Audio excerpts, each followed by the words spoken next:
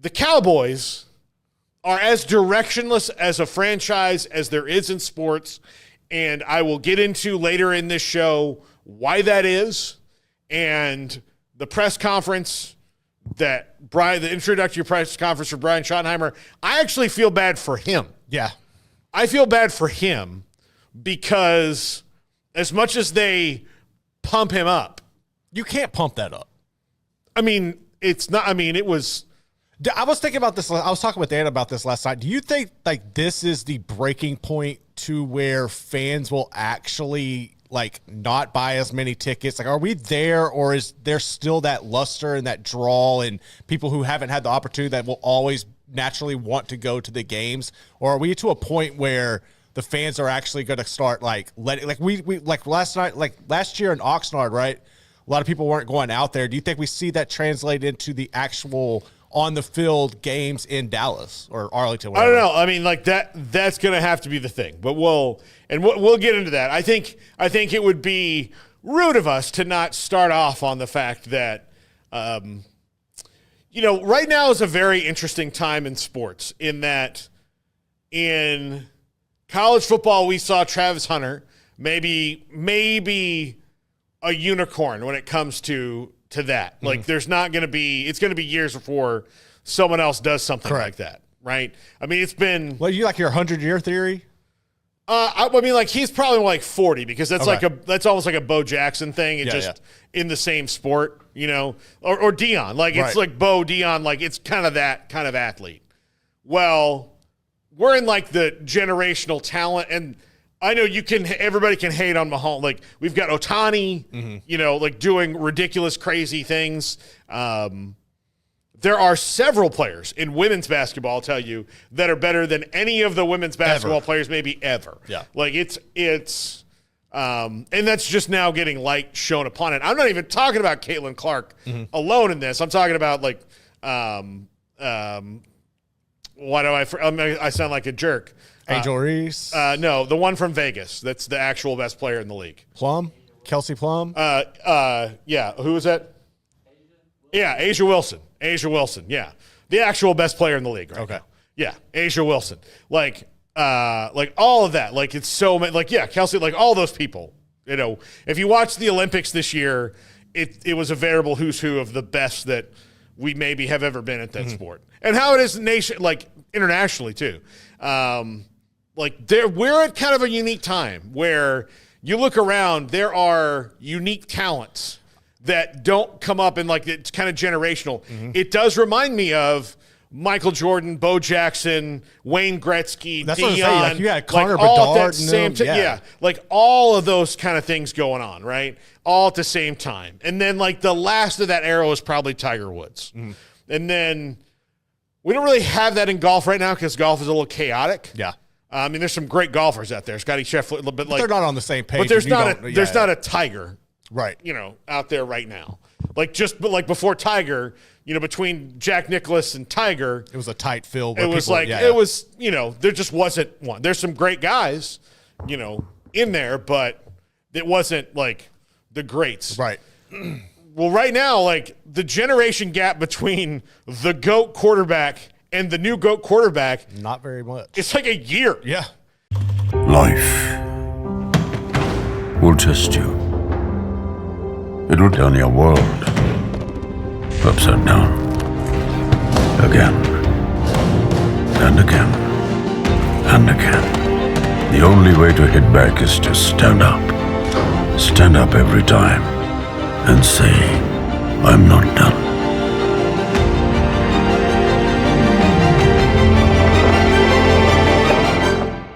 I mean, they played each other in one of these games, as a matter of fact. This will be my 14th or 15th Super Bowl, right? And one of them, like the AFC team, outside of the Steelers was the first one, the Ravens were in there, and the Bengals were in there. And then I think all the other ones have been the Chiefs and the Patriots since I've been doing it. I believe Dennis Dodd had something out there earlier. It was like the last 12 were either Mahomes or Brady coming out of the AFC, the AFC, which is ridiculous. Yeah, so it's and Burrow with one. Right. Like Burrow had one. And like that, and then that one has spurred on this era, like that one, and then losing to Brady has spurred on this ridiculous run of the last 3 years where, lost to Burrow, didn't make it, made it, lost to Brady, now going on 3 in a row. It's insane. And I know there's a lot of Chiefs haters out there. Rightfully so, because it's getting really annoying. Yeah, it's annoying. It's really annoying that the worst that they're going to do is lose in the AFC Championship game. It would be nice to see somebody else in the AFC figure this out, and the Bills are right there. I just don't know what. Is there like a devil went down to Georgia situation that Clark Hunt like did, and like, you know, Johnny, you're rising up your bow and play your fiddle hard. Like, and that's how the Chiefs kept doing this, is that he won at the crossroads. But it's not at this point, it's not even Mahomes. Like, if you watched that game last night, there were a lot of times where he was making terrible decisions. Their defense is badass. Yeah, their defense is unbelievable. And no one will hire Steve Smith. Like, you should just hire him to get him away. Like, just... Hey, New Orleans, you have an open job. Maybe that's who they're waiting for. It could be. Maybe that's who they're waiting for. It might be. New Orleans, I know that you have a lot of really qualified candidates, and I would love to see Mike McCarthy get that job and do well for spite. But really, the league needs you to hire Steve Spagnuolo. They need you to. This is something that you're not only doing for yourself, but you're doing for the other 31 teams. Right, yeah. Or 30 teams. Like, you and the other 30 teams, this is something that you can do that no one else has been smart enough to do, because the last time he was a head coach, it didn't work out well. Well, he's just been dealing with the best defense in the league for 4 years now. Yeah. So maybe, like, you know, maybe create a situation where they actually have to, like, go, oh, okay, now we've got to like really shake things up. Hiring Matt Nagy or Eric Bieniemy away doesn't change anything because Andy Reid calls the plays. Right. So until Andy Reid retires or Steve Spagnuolo leaves, there's nothing that's going to change in the strategic level of that team.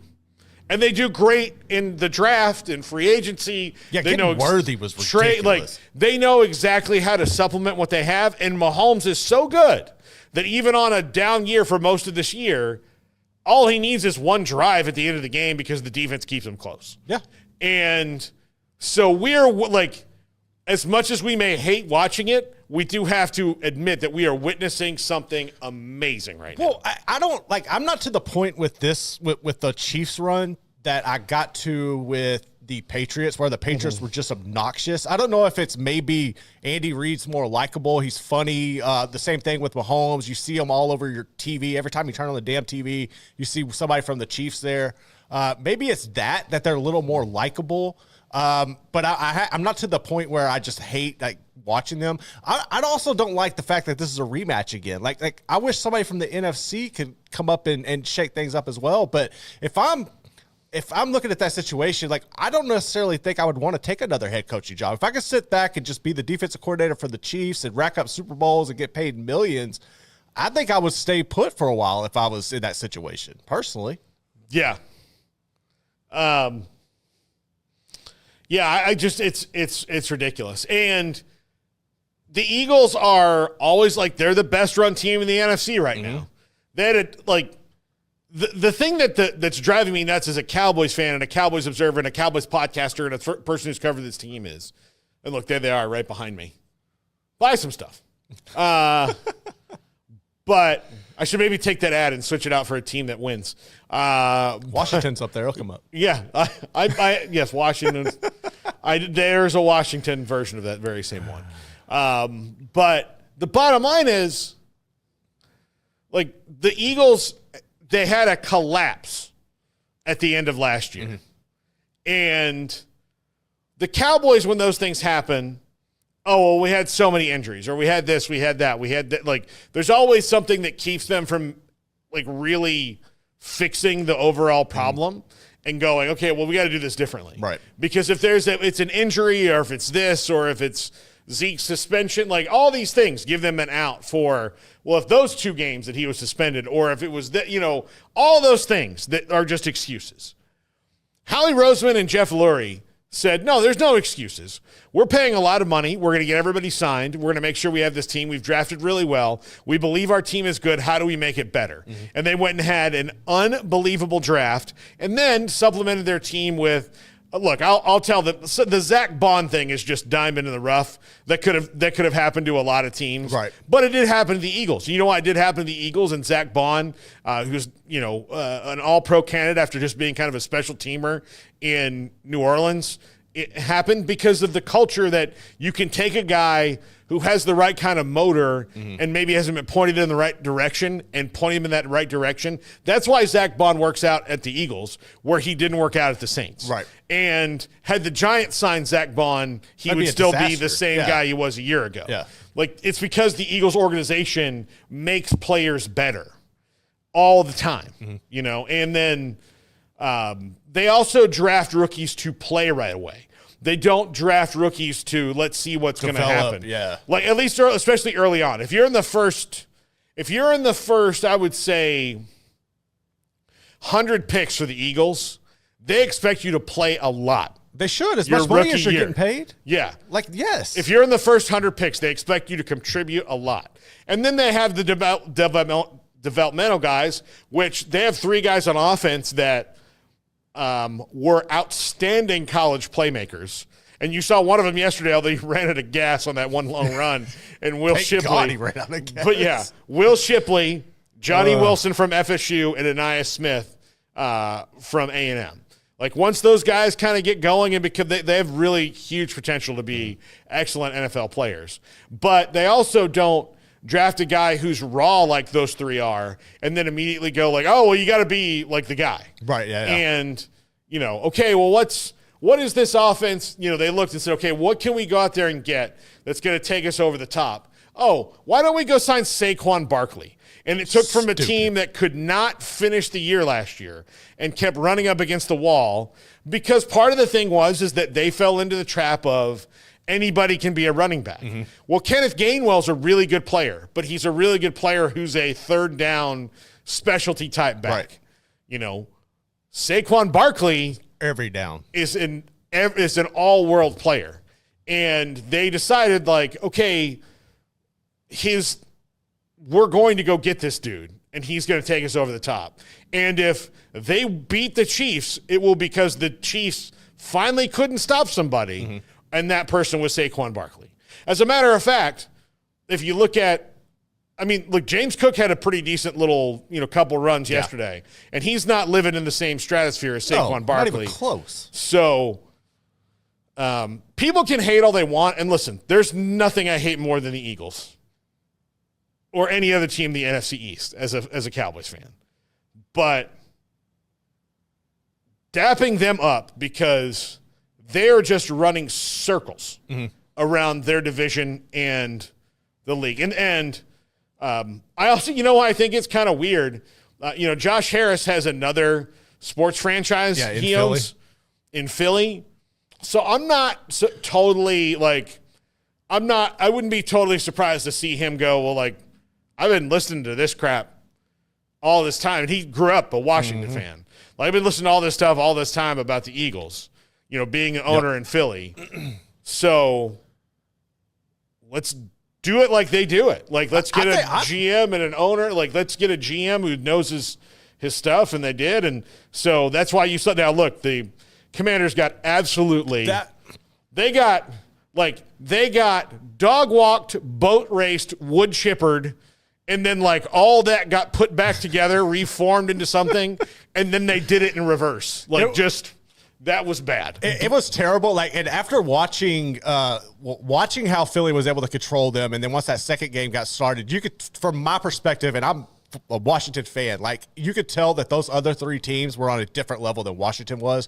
Like, they had been there, they knew what it was just like night and day watching them. But at the same time, nothing Washington did, and that loss should make any of the fans, feel bad about where you're at. I thoroughly enjoyed it. It was a hell of a season. I liked seeing Harris. I liked seeing everybody actually come down and support the team. And you could just tell the whole vibe and the culture has shifted there. And you're right. I think that having that experience in Philly and knowing what it takes to do things properly, you have Magic Johnson in there as well with all the success that he's had with every franchise that he's got a hand in the part of working with. Yeah, Washington's going to be fine.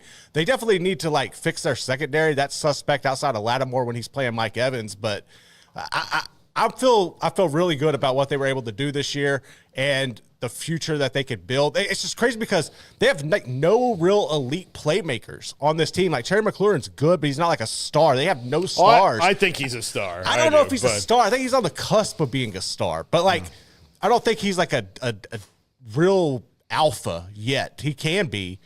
But they're doing this with a lot of worker bees, man, and it's really been fun to watch what they were able to do in one season.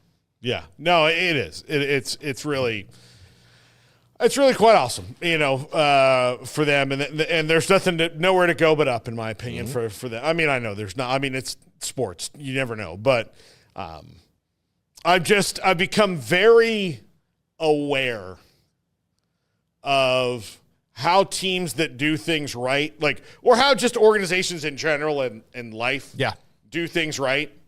I'm going to call it, because I love them so much, even though they're not a sponsor, although they totally need to be, because no one will sell them like I can, but Discount Tire. Okay. I'm going to call this the Discount Tire model. Okay. Whatever it takes to make the customer happy. And here's the other thing.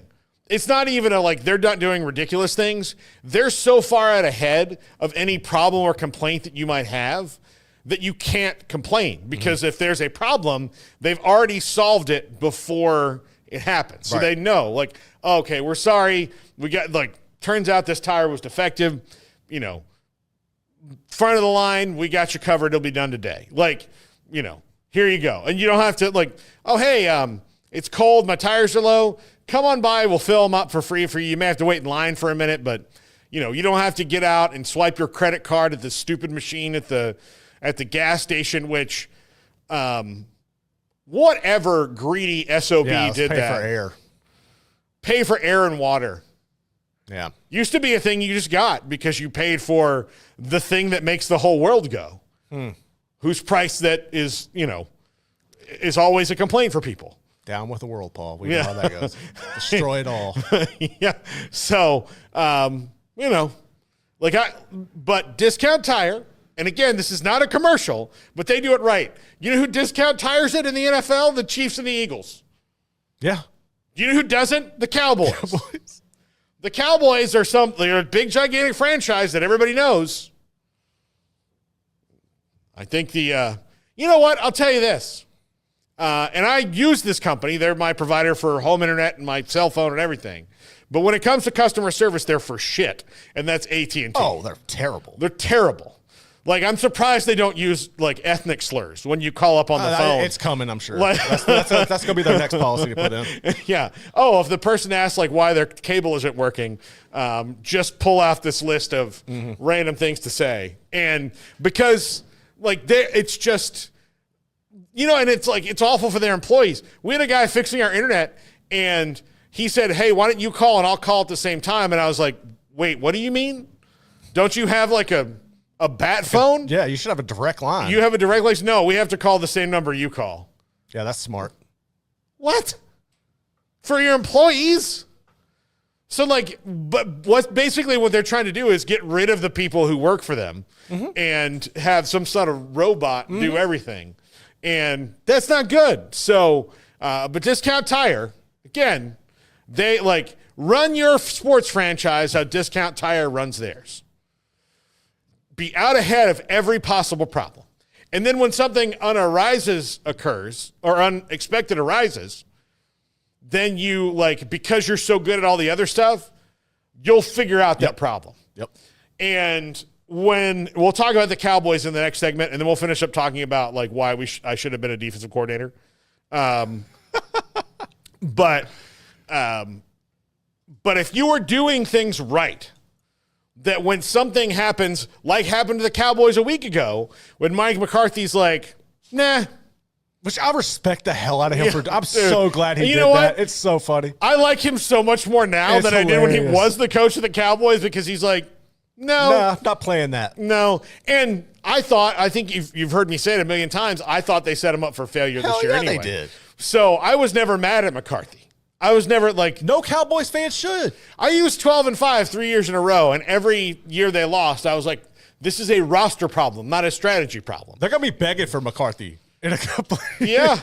Yeah, I don't know. Look, if Brian Schottenheimer's great, I hope so. But again, I feel bad for Brian Schottenheimer because he has stepped into something that, it might be impossible, right? Mm-hmm. And so